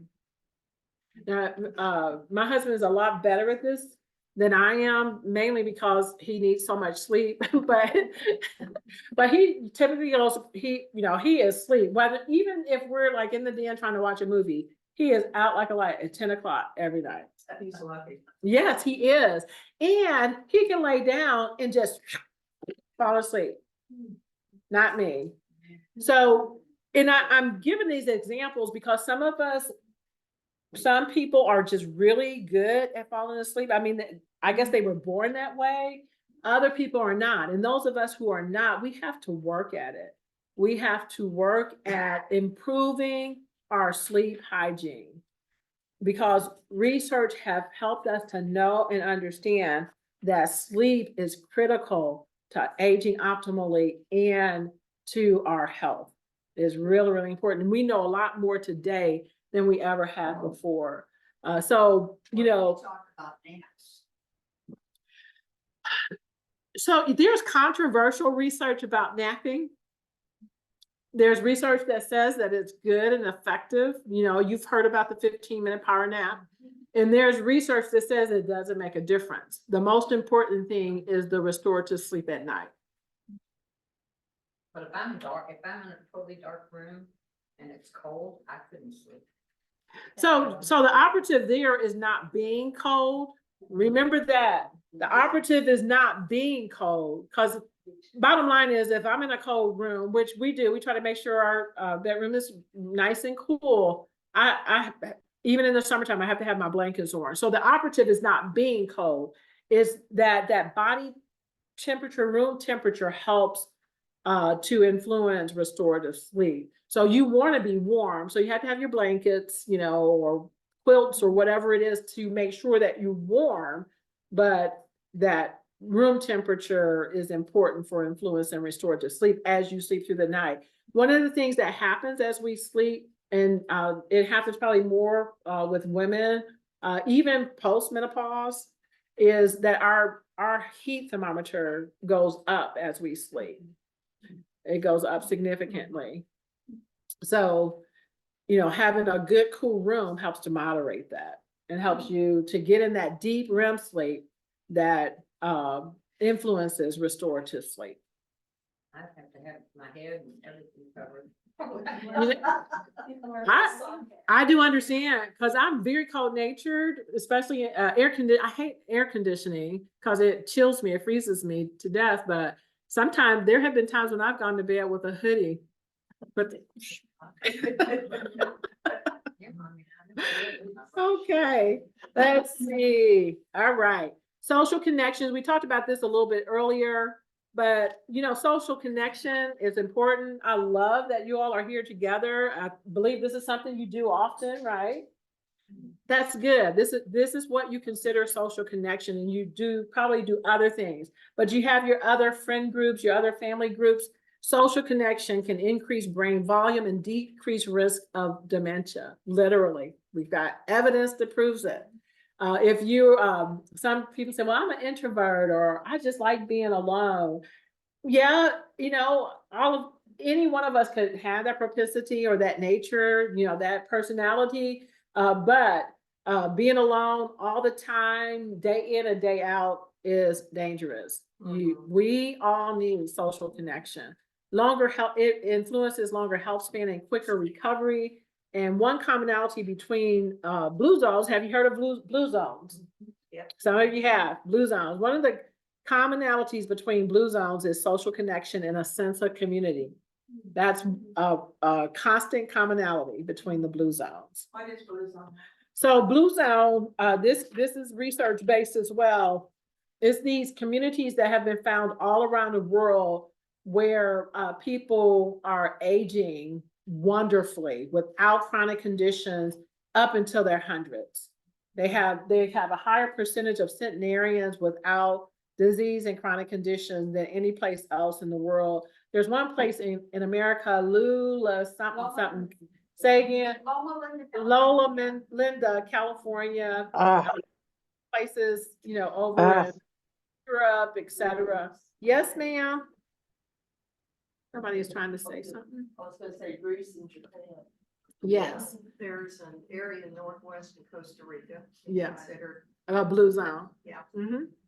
There, and I think the researchers who have who investigated these locations and established them, they continue to look for them. So as more of them are found, then we'll learn about more of them. But social. When I bought them, was I didn't make them long enough to go over the molding. The molding around the wood molding around is that what it's called? The frame of the window? Anyway, I didn't buy it for that, so the light comes in everywhere where on the sides, and it wakes me up every morning. Oh, and I have a towel that I put over my face when that. Okay.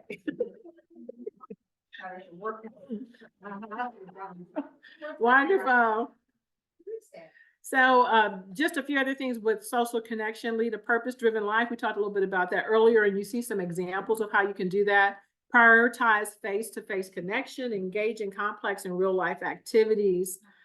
Avoid risky substances, avoid tobacco use and secondhand exposure. Hopefully none of you are smokers in here or use tobacco. There's among older adults, there's less of that in our day and time than there was before. So, because historically it's been really, really high, but we have seen some change there. I think the ones that did it, they didn't live. They did. Oh gosh. Oh yeah, that's sad but true. Abstain for drugs. One of the things with the baby boomers, this is just interesting fact, is that especially the younger baby boomers who came into the world in the 60s and the 70s, there was a higher drug use, especially marijuana amongst that particular age group. So we are seeing that there's an increase of drug use among people 65 and older, and it's because of a continuation of drug use in that particular population. Now, because marijuana has been legalized in many places across the country, there is also an increase in marijuana use across the board among people 65 and older.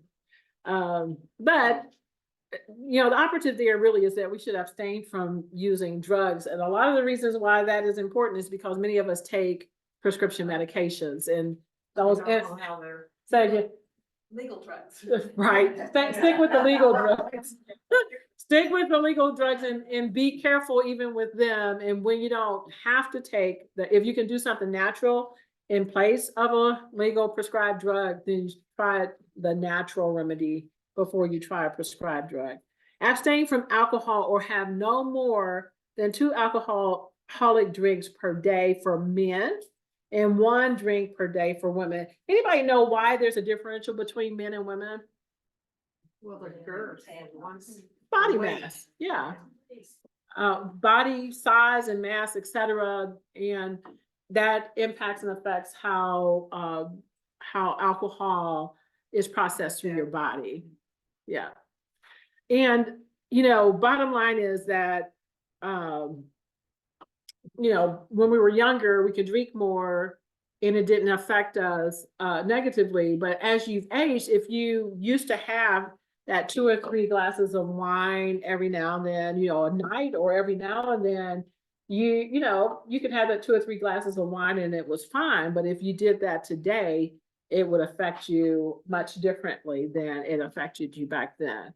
And this slide just gives you some really specifics of what a standard alcoholic drink in the US is.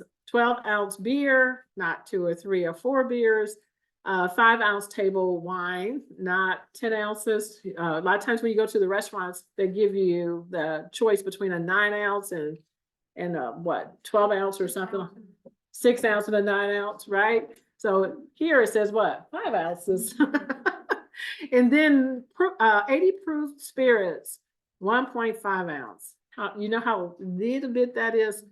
All right. And then you have the typical containers there as well. So weekly challenge, choose one thing to work on for the next goal, find a buddy and share your goal.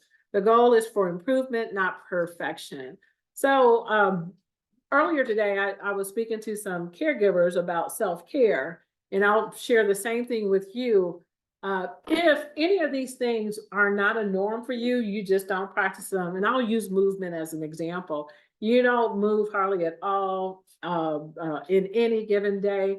The goal is not to go out and say, I'm going to practice and become a marathon runner, right? The goal is not even to say, I'm going to walk 30 minutes today. The goal is to say, I'm going to move today. I'm going to, you can choose the television scenario. You watching your favorite program, or you found a movie that you want to watch before, that evening or whatever. I'm going to get up and walk in place with every commercial.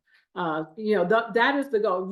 Moderation, take baby steps, especially if you don't practice in these areas. It's the same thing with nutrition, for example. If you know that you are not the person who love vegetables and green things, especially fresh, not cooked green things, etc., and you really do want to move in that direction a little bit more, know that you can't say that you're going to eat a salad a day, right? Say, I'm going to eat a salad a week or something like that. But it's not easy to change our behavior. And this is literally what lifestyle medicine is about. It's about changing your behavior on a daily basis to improve your health. So thank you for your interaction as we were going on. I'm going to talk a little bit about Traeger Institute and then advanced care planning. I'm going to spend more time on advanced care planning as we get ready to wrap up, because it's at 3:16 now. Then I do Traeger Institute, because you have a brochure over here. You have our website, and you can call us or email us anytime to ask any questions that you may have. But the thing that I want to focus on mostly is that we have a holistic approach to flourishing at the Traeger Institute, and we integrate holistic health and lifestyle medicine in our practices. And we do that, and we utilize the 6 pillars of health that we were talking about earlier in everything that we do. We also focus on what we call the 4 M's, or age-friendly health system. We are working towards making sure that the Traeger Institute Optimal Aging Clinic itself is an age-friendly health system. So we're focusing on what matters most: medication, mobility, and mentation within the practice in order to do that. And we have a slate of wellness services at the Traeger Institute. The flyer over here tells you the wellness services that we have available. There's Tai Chi, there's art classes, there's yoga, I'm missing something. And we also do community programs, evidence-based interventions like the Flourishing Together Health Education. We have a drumming program called Health Rhythms. It's a evidence-based intervention as well. And we take those programs out into the community. And sometimes we actually have sessions at the Traeger Institute. A little bit about community resources. As we grow older, it's important for us to know what community resources exist within our communities. There's a couple of things I want to share with you that are important. If you need resources, you know, sometimes as we age, you may have a hospitalization as you come out of the hospital. They may give you home health, but you need something beyond what that prescription for home health is. The Area Agency on Aging is a really good place to call, to contact, to learn about and to find out what resources may be available to you. There's a plethora of programs and services that they provide. And it's sometimes one of the most important secrets. You know, people just don't know about it. They don't know what exists in their community. So call them. They have an Aging and Disability Resource Center where they can help you to identify and find whatever resource that you might need. And then at the Traeger Institute, we provide programs and services too. And one of the programs we provide in partnership with KIPTA, the Area Agency on Aging, is a caregiver program. So if you become a caregiver, you know someone who's a caregiver and they need help, they need resources, you can contact us. You can contact KIPTA as well, but we actually provide a caregiver program that includes caregiver training, caregiver support groups, and counseling. So I'm going to give you an introduction to advanced care planning. And before I go there, I want to ask, how many of you have taken care of your business in this space? Like a will, etc. So what about advanced directives? Yeah. Living will? All right. Have you ever heard of the MOST form? What is? Some of you have the MOST form. Okay. So I won't have to go through this in too much detail, but if you have questions, don't hesitate to ask. So usually Justin will tell his personal story in this space. He actually had to be a healthcare advocate for his grandmother, like rather suddenly. And I can share with you, I was caregiver for my mother. She lived with me for 5 years. She had to move from Cleveland, Ohio to Kentucky to live with me before she passed away. And she had a cognitive, she had brain injury as a result of dying and them reviving her anoxia to the brain. So her memory was significantly impaired. And, you know, so she had cognitive deficiency. She had cognitive issues. And I had to go through the process of becoming her proxy or healthcare advocate, et cetera. All of those different terminologies that you have to do in order to make medical decisions, in order to do all those wonderful things, are really challenging, stressful things for someone who can't make their own decisions. It's really, really important. It's something that is not only beneficial to you, but is beneficial to your family and your friends. If something was to happen to you and you weren't able to make your own healthcare decisions, is a very difficult and challenging place to be. So advanced care planning is making decisions about the care you would want to receive if you become unable to speak for yourself. These are your decisions to make regardless of what you choose for your care. And the decisions are based on your personal values, preferences, and discussions with your loved ones. And please know that it's something that you should review occasionally because what you decided 10, 15, 20 years ago may not be what you want today. So it's really important to take a look at the things that you have put in place. This is an area that's lacking in our country. 92% of Americans say discussing end of life wishes are important. However, only 32% have had this conversation, right? 95% would be willing to discuss their wishes. 53% say it would be a relief. But the fact is that second bullet, that's the most important thing. Not many of us in America are having this conversation with ourselves or our loved ones. And it's an area that we need to improve significantly. Who needs to participate? You all have done this. So again, I'm not going to focus on this too much. You've had your conversations with your families, with your friends, with your doctors about what decisions you want to make at the end of life, or if you're in a position where you can't make your own decisions. Okay, when you think about advanced care planning, you need to reflect, invite, document, honor, and review. And that review, again, is not stagnant. It's not just the time when you sit down with your attorney or with your family or whatever and complete this paperwork and get it signed. It's something that you need to review often. There are two types of advanced planning tools: the traditional, little or no impact on immediate care, like the healthcare proxy, the living will, and then you have your actionable medical orders, direct and relatively immediate impact on course of care, and that's your POST, or MOST is what we call it here in Kentucky. And also includes your DNR, do not resuscitate order, and your do not hospitalize or no feeding tube decisions, if you find yourself in that area. There's, on the left is the Kentucky will, on the right is the Kentucky MOST form. We talked about, living will and all of that. Do all of you have a MOST form? MOST forms is not appropriate for everybody. So know that. I'll talk a little bit more about the differences between the two.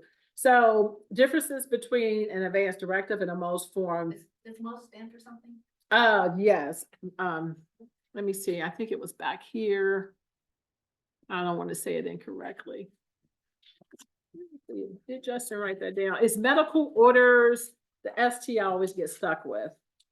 Medical orders. I'll tell you before I leave. Let me see.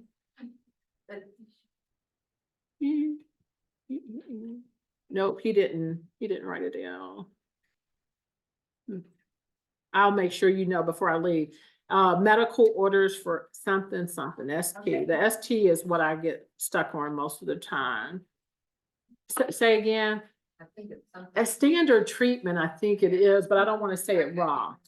So I want to make sure I know. Scope is scope. Medical orders for scope of treatment. Okay. Scope. Yeah, the S is for the scope. All right.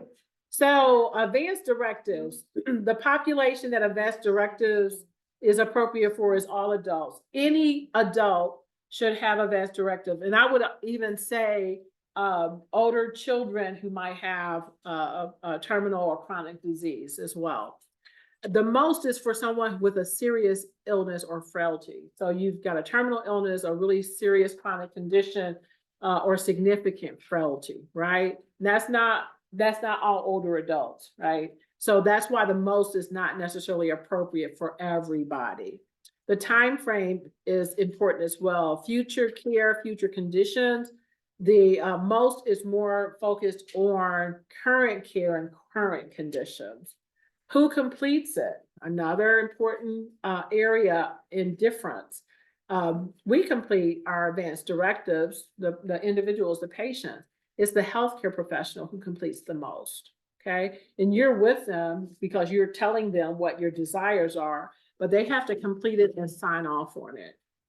Where completed? Any setting, not necessarily medical. The MOST form is typically completed in your doctor's office in a medical environment. The result, advanced directive, usually a surrogate is appointed, and there's a statement of preference in terms of who you want to be surrogate and what you want to occur. And sometimes with your advanced directives, you may have 2 people identified or more. The MOST form medical order is based on shared decision-making. So it's not just one-sided. It's shared decision-making amongst the patient, family, and their medical professional.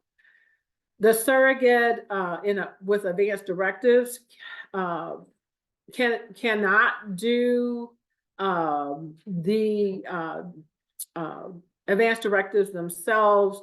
It has to be well defined by the patient, what it is that they want. The surrogate can consent if patient lacks capacity with the MOST form. Portability of these forms, patient family responsibility, whereas in the MOST form is the healthcare professional responsibility. And then the periodic review is your responsibility or family responsibility to periodically review this form. It is the healthcare professional, your provider, your primary care physician, who is responsible for initiating the review of the most form. Okay, and it can be done every 6 months, once a year, or every month, or whatever, for that matter. Advanced directives, typically, I teach death and grief, and typically I teach my students that if they're working in this space with individuals, they want to encourage them to review their advanced directives at least every 5 years. Right, so that is everything. Now what I like to do is ask you if you have questions, comments, anything that you'd like to share that I might have missed or forgotten. Did you have something? Yes, ma'am.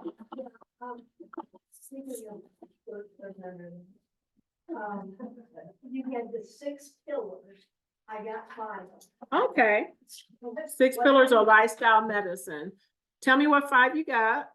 Whole foods, nutrition, physical activity, restorative sleep, avoiding risky substances, and social connections. Stress management. Stress management. Yeah, here they are. Yep, stress management, bottom right-hand corner. So Barbara, I think you can say you're 3 in 1. Yes. Any other questions? So what about your all's fees, like for your classes? Yes, some of our classes are donation-based, I believe. Let me look at our little flyer over here. I don't know how much information they put on here. I don't think they put a lot. You can, when you go onto our website, you can find wellness services, and I think you can actually enroll on the website. Tai Chi has a fee, I believe. We have an elder law clinic. I forgot to mention that to you all. So you guys seem to be set. You probably don't need this, but you may have some friends or family who need help, like with simple wills, living wills, advanced directives, etc. During the fall and spring semester is usually later in the fall semester, because the students, the law students, have to be taught and trained on how to do these things. But we have an elder law clinic at Traeger, where you can come get that type of thing done. Now, if you wealthy and live in a mansion and, have a trust and all of that, or want a trust done, they are not allowed legally to help people who have significant income. But if you're not in that particular category, or someone who, they can't afford to go to an elder law attorney or whatever, this is a really good place, and they do really good work. So know that as well. The art classes, there's not a fee for that. There's not a fee for the drumming or the flourishing together. I think the 2 things that potentially have a fee or a donation base is the Tai Chi and the yoga. Where do you go to get the certification in the lifestyle medicine? And how much is it? Oh, it's quite expensive. But there's a lifestyle medicine academy. There's an association of lifestyle medicine professionals. So you probably could, I might even be able to do it myself here. You probably could search for the lifestyle medicine academy. Let me see if I can. Kristen did not include that in her PowerPoint, mainly because she probably didn't think anybody would be interested in that. It didn't want conference. There is a conference this year in October. It's a pretty big conference. They say it's wonderful. I saw certification. There it is. Yeah. Can we ask her if she wants to say? I just wanted to ask something. Somebody wanted to ask some questions? There you go. It's the American College of Lifestyle Medicine. Ann, do you want to say something? Is it an online course or? I don't know that. I think it is, though. I think you can do it online, and then you have to take a big exam to get the certification. Okay, I'm gonna unmute her now. That should work, shouldn't it? She has to unmute herself. Looks like she is unmuted. Yeah. Right? She's not unmuted yet. Now she is. Okay. Hi, Ann. Hi. Ann, you wanna say something? No, maybe not. Ann, you're unmuted now. Okay. Oh, There's a, We're not. well, Just never hearing it. oh,